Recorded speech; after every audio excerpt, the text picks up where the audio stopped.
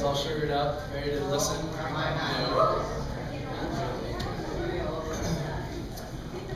Yeah, I know that you guys weren't the ones that were like talking during worship, were you, that Dan was talking about? Or was it? Yes. Hey, pray with me, would you? As we get going. God, as we begin this new series, Lido, God, I pray that that you would speak to us in a powerful way, in a meaningful way. God, that we would listen to you more importantly. God, that we would just have, we'd find enjoyment in knowing more about you and what that means for our relationship with you. I ask this in your name. Amen. So what is Lido? Right? What is Lido? If you were paying attention on that last slide, what is it? Love in the open. That's good, yeah. The letters stand for love in the open. But more importantly, it's one thing just to know what they stand for, but more importantly, what does it really mean for you? What does it really mean, and what does this look like? To love in the open. What does that really look like in the context of if we call ourselves followers of Jesus Christ? What does it look like to love in the open? And you guys might have some different ideas and different like that, but we're going to explore this question throughout this series. And this got me thinking about different phrases and what words stand for and those kind of things. Because we say a lot of things that we don't really know why we say them. And if you think about it, we do. We say a lot of things that we're not really sure why we say them, or there's certain phrases that our culture just uses, and we don't really understand or get it a little bit. So I decided to kind of share a few of those with you, or at least some that I felt were kind of things that are just like, either like, duh, or what does it even mean, really? So, like when mom tells you to drive safe. I mean, guys, mom, when you go to leave in the car, you're like, drive safe. Of course she's going to tell you to drive safe. It's kind of like, well, duh, mom. It's not like mom's going to say, live dangerously, take risks, go around the corners at 80. You're sweet baby, love you, baby, okay? Get a ticket. Hope you guys get that, you know. That's not really what they're going to do, right? Or how about this? How about this one? I never thought about this one, but think about it for me. Have your cake and eat it too. Have your cake and eat it too. Have your cake and eat it too. What? Of course, if I have a piece of cake and I received it, I went to go get it, I'm planning on eating the cake. It's not like I would just go over to the cake and grab a piece of cake and look at it for a really long time, take it home and put it on the wall with all the rest of my pastries at home, would I? No, I'm going to eat the cake. And obviously we know what the meaning is, but really, what is that? Have the cake and eat it too? Of course I will. Of course I'm going to have my cake and eat it too. Idiot. Or how about when you find something that was lost? You ever said this? When you find something that was lost, found it in the last place I looked. Hello? Of course you did. It's not like you live in some like third parallel universe where like you could find it in different dimensions or something like that. You found it in the last place you looked. It's kind of like, okay, of course you did. You found the last place you looked. Or my dad says this one. My dad, I don't know if your dad or anybody else says this one, but he says, tell you what. Right? You're like, and? You know? I'll tell you what. What? You know? Like there's a lot of students here tonight. Tell you what. Did I miss something? You know? What does that even mean? And yet we use these phrases. So we know that Lido stands for love in the open. Love in the open. But again, I ask you, what does it really mean and what does this really look like? My desire, and I've said this before, and I'm going to always say this, but my desire for you guys is for you to own your faith. That's always my desire as a youth pastor. As your pastor, I want you guys to own your faith. And what I mean by that is that when you hear the message, whether that's presented through me or through your youth leader or through an adult or through your parent or through a friend, that you would receive that message and then you would choose on your own to say, you know what, I want to follow Christ. I want to own my faith. I want to live my life for God. And that's my desire, is that you would do that. But that's your choice. You have to want it. We can present you with the information, but you have to own it. And I had a chance to talk to Ken Castor. I don't know if you guys remember Ken from the See at the Pole rally that we had here. He came here. What did he speak about? What was the two words? when you were here at the rally, what did he write on the board? Grow down, right? Grow down. That was the big thing, was growing down. And if you weren't here, this is what he was talking about. Because see, I believe that the acronym of the phrase LIDO has everything to do with growing down. It has everything to do with you personally owning your faith. And what does grow down mean, for those of you who weren't there? In a nutshell, he talked on Colossians 2, 6 through 7. It says this, and it's up on the screen. It says, and now, just as you accepted Christ Jesus as your Lord. All right, just pause right there. Just as you accepted Christ as your Lord. In other words, when you began a relationship with Him, this is where Paul is talking about. Just as you accepted Christ Jesus as Lord, what do you need to do? You must continue to follow Him. That it's not just a one-time thing. It's not just I checked off the box, okay, I believe in you, God, kind of thing, and then leave it and go live the way you want to live. Or believe what you want to believe. It's a continuing to follow Him. And then he says, how do you do that? How do you continue to follow Him? Let your roots grow down into Him. Who's Him? Christ. Yeah, Jesus, right? God. And let your lives be built on Him. Then your faith will grow strong in the truth you were taught, and you will overflow with thankfulness. And in a nutshell, that's growing down. That's LIDO. That's loving in the open, is growing down in the relationship with God so that you can live out your faith among your friends, your family, and your peers among you. And that's my desire for you. To love in the open is to live for Jesus in every aspect of your life. Every aspect of your life. Think about every situation. Think about all the different people in your lives.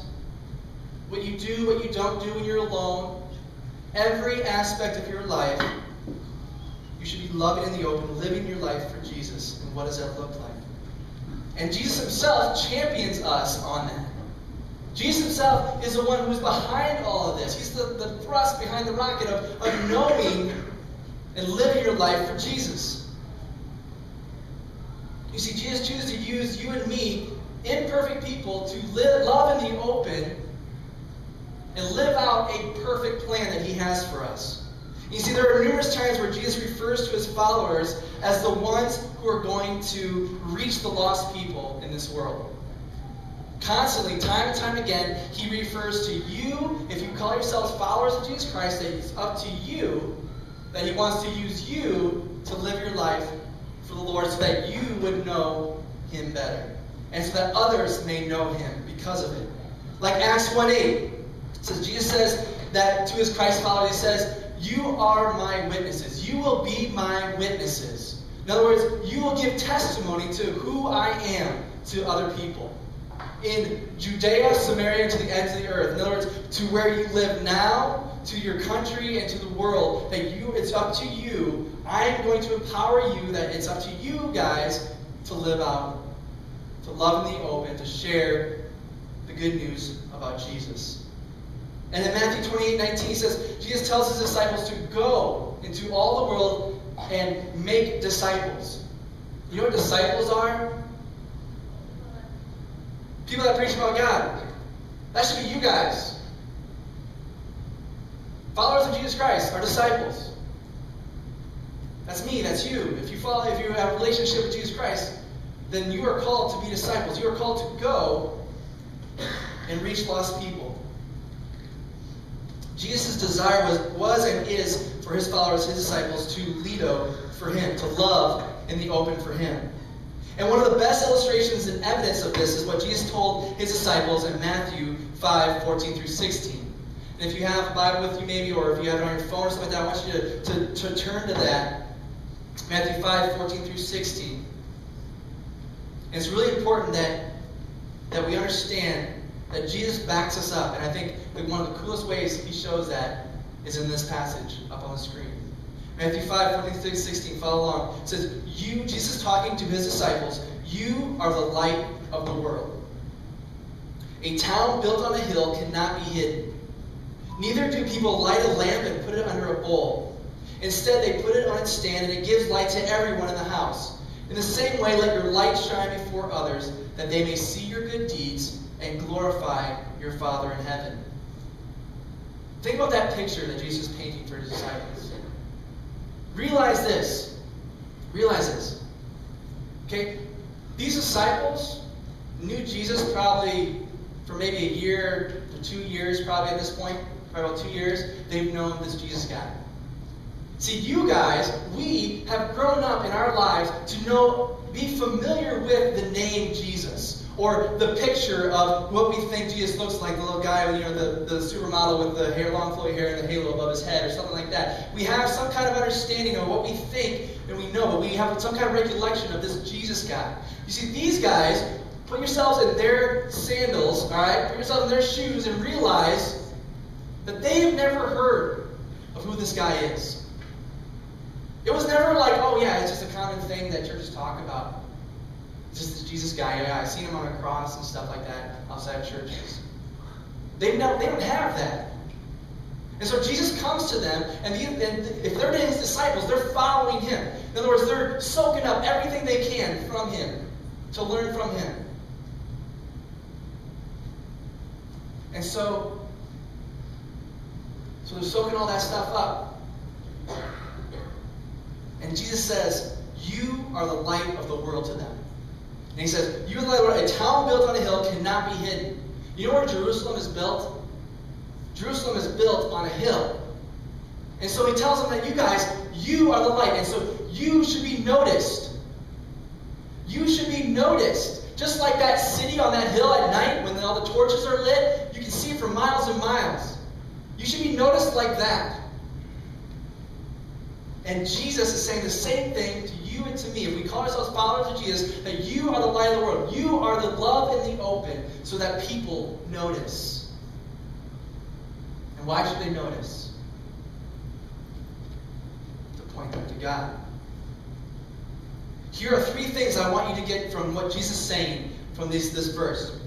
First one is this. Being the light is not an option. Being the light is not an option. Matthew 5:14, you are the light of the world. It doesn't say you might be if you follow me. It doesn't say you get a choice whether you want to or not when you feel like it. It says you are the light of the world. If you call yourselves followers of Jesus Christ, he's saying you are the light of the world.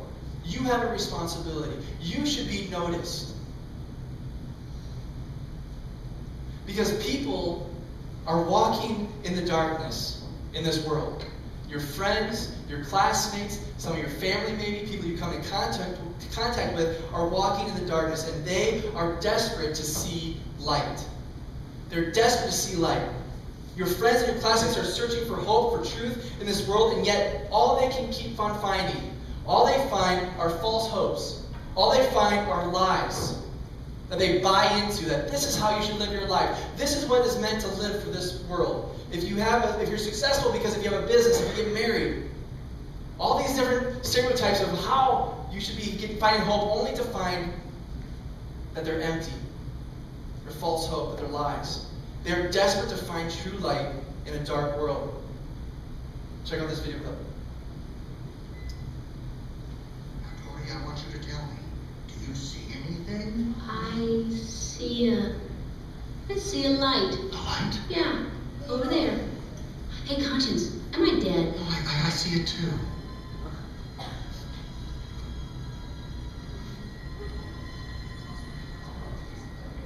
What is it? It's so pretty. I'm feeling happy, which is a big deal for me. I want to touch it. Ooh. Hey, come back. Come on back here. I'm going to get you. I want to get you. I'm going to get you. Swim with you. I'm going to get you. I'm going to be your best friend. Good feelings, Carl.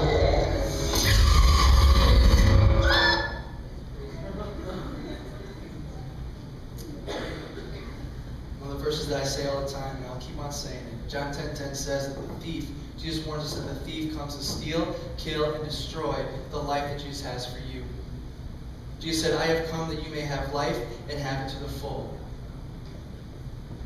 And I want to just get real with you real quick. Something that's been very heavy on my heart and on my mind lately is what's happening in our community and in your student and your peers' lives.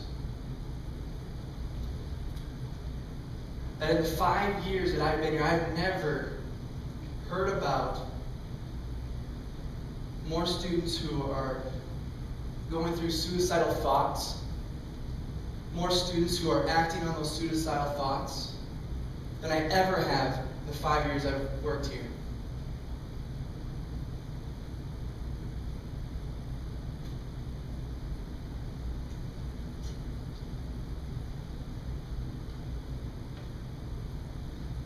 If you or your friends are contemplating suicide,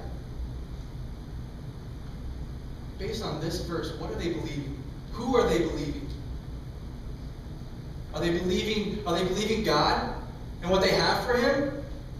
Or are they believing in the lies of the thief Satan tries to do, that he wants to kill, steal, and destroy? That's what he's doing in our culture. That's what he's doing in our lives, you guys. That's what he's doing with your friends, your classmates. Way too much. Way too much. You guys are listening to the lies of Satan. Why? Because that's all you have hope in.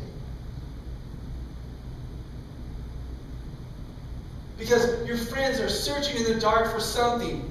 And the problem is that when they start searching, the only thing they find is a reality that all they think they can do is kill themselves. All that they can do is act on those suicidal thoughts. Are you kidding me? And we go to these funerals, we go to these things, and we feel so sorry for them and their families and all that stuff. But do you think about what you could do? Do you think about if you have a relationship with Jesus Christ, if you're in this room, you have a relationship with him, you are the light of the world. You should be noticed so that when those people who are dealing with those hard things, when those people are going through those hard problems, that they would notice that that's somebody I can run to.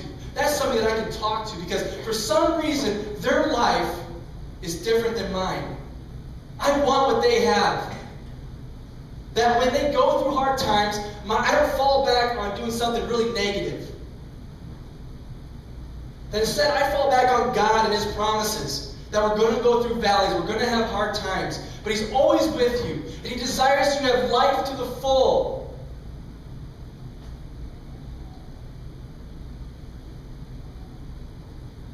I hope you're convicted. Because too often, you know what we do with this light? We hide it. Just like that verse said, we hide it under a bowl. How foolish is that? How foolish we are that we take what we know about the hope that we have in Jesus Christ, that he desires for us to have life to the full, and yet we hide it away because we're afraid. We're afraid of what others might think of us. We're afraid of what they might say about us. We're afraid about the things that might change in my life. Things, the way my life might change. And I'm comfortable with where I'm at right now. And instead, because we're afraid, who are we listening to? Does that fear come from God? No. And yet, that's what you listen to. As followers of Jesus Christ, if you have a relationship with him and you're hiding it, you're listening to the negative thoughts, you're listening to the lies, saying, oh, you don't want to talk to him. They picked on you yesterday. You don't want to talk to her, she's talking behind your back. You don't want to pray for her, you don't want to love her. Oh, she sleeps around, or he sleeps around a lot. They're bad company, I don't want to talk to them. Or he's a nerd, or she's just not cool. Or if I talk to that person, they're going to make fun of me. Or they'll know that I love Jesus or something. Oh man. That's terrible, isn't it?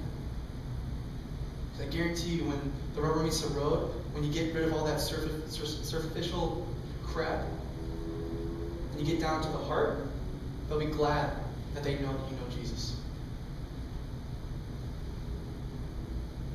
Now, it's the second thing. It's that being the light is not something to be timid about.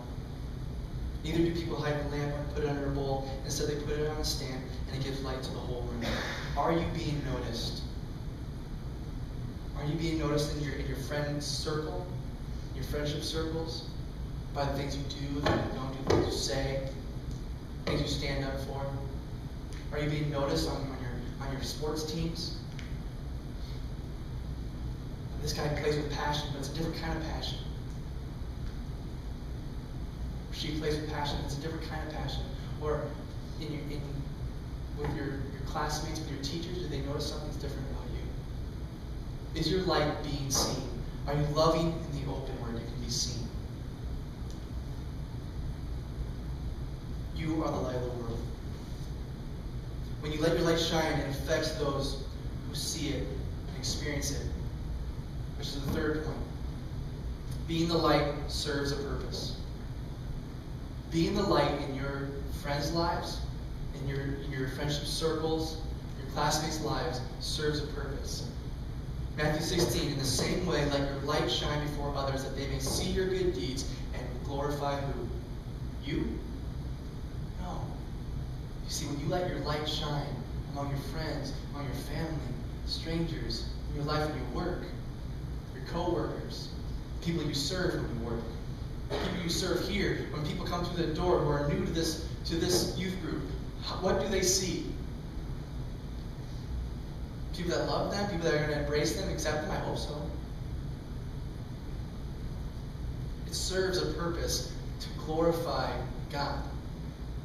When people notice that something's different about you, when you're getting noticed because of your relationship with Jesus, they're like, man, I want that. And you say, it's not me.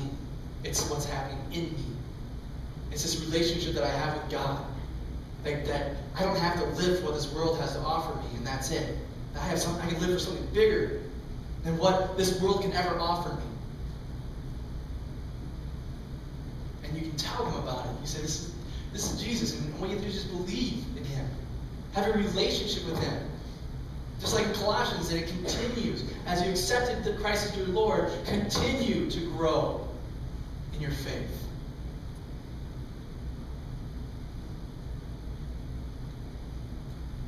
Next week is the Eric Samuel Tim thing. And I'm very excited about this because it came at a great time with this series. Because this is an opportunity, a very simple opportunity for maybe some of you, it may be very hard for you. But this is an opportunity for you to be light in a very simple way by inviting a friend. That maybe if you're from Monticello, okay, he's going to come and he's going to share, he's going to do a seminar in the morning at Monticello High School. So if you're from Monticello, you have an advantage. Here's the advantage. You get to be with your classmates when this happens in the morning. When they get to see Eric Samuel do his thing. What would happen if you prayed and said, God, give me eyes to see the people that I need to invite back tonight, who were really impacted by what Eric had to say and what he did? Because that night, what we're going through, the reason why we're getting buses to bus all you guys out there is so that you and your friends can hear the good news of Jesus Christ. So they can experience and know this light. Love in the open is a simple thing of just saying, hey, come with me tonight. I'm going to go to the Eric Samuel Tim thing. You want to come with me? It's going to be awesome. It's going to be cool. Don't hide your light. Don't let the darkness of this world feed your friends and classmates lies. Instead, let your light shine before others that they may see your good deeds and glorify your Father in heaven. Now I want to do something tonight. Normally I'll just stop and we'll just pray. I want to do something a little different. I'm going to ask you if you are willing to make the stands. Even tonight, you just say, you know what? I'm going to commit to next week to at least bring in one person. Next week. That needs to hear this message. Maybe I need to hear it again. But I'm going to bring somebody. And what I'm going to ask you to do, if you want to do that, if you're committed to do that, and I'm not saying you do it because somebody next to you stands up, but I want you to stand up. If you're willing to say, you know what, next week I'll do it. I'll bring somebody. So I want you to stand up right now if that's you. If you're willing to do that. And it's okay if you're not willing yet. That doesn't mean that that won't change or anything like that. I'm not saying these guys are better than you or sitting down. That's not what I'm doing this for.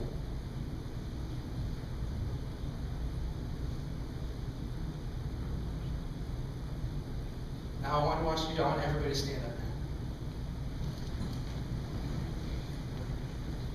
And I want the leaders to kind of spread out, and I'd like you to just kind of take one section, and I just for a little bit, okay? I just want the leaders to just pray over you guys. To pray that you guys would be light when you leave this building. Do me a favor. Do not forget what God is telling you tonight. When you leave these doors, it's so easy to do that. It's so easy to go back to your distractions of what's going on in your phone, what's going on Facebook, what's going on in the media, what's on TV, the show that I record that I want to watch, what game I need to play. That's okay. I do that too. I play games. I get it. All right, I like Netflix. It's fun. Okay? I get it. But let it sink in a little bit, okay? Do me a favor. Do that. So for a little bit, I just want the leaders to pray over the sections as you feel led. Sure you want that. It's that section. Katie, this section. Jeff right here. And then Troy right there. Awesome. And then I'll close, okay? If you guys want to pray for each other, you can too, but I just want the leaders to do that right now too. Let's pray.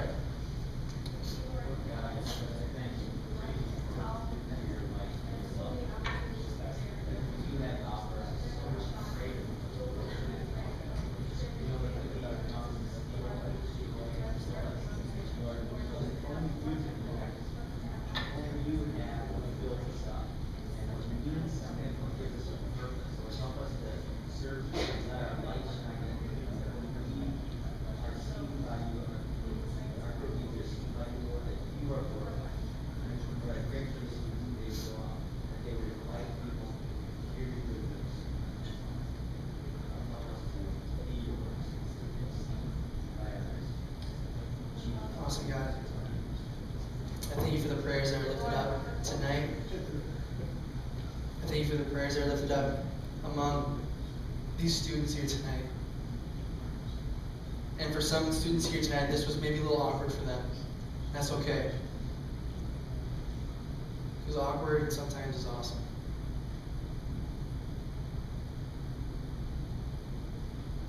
God, help us to be light. Help me to be light.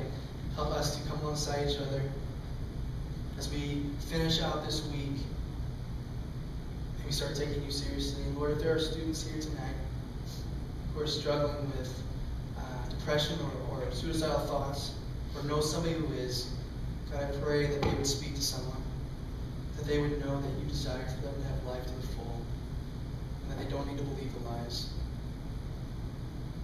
God, may we be people whose light is seen, that we may love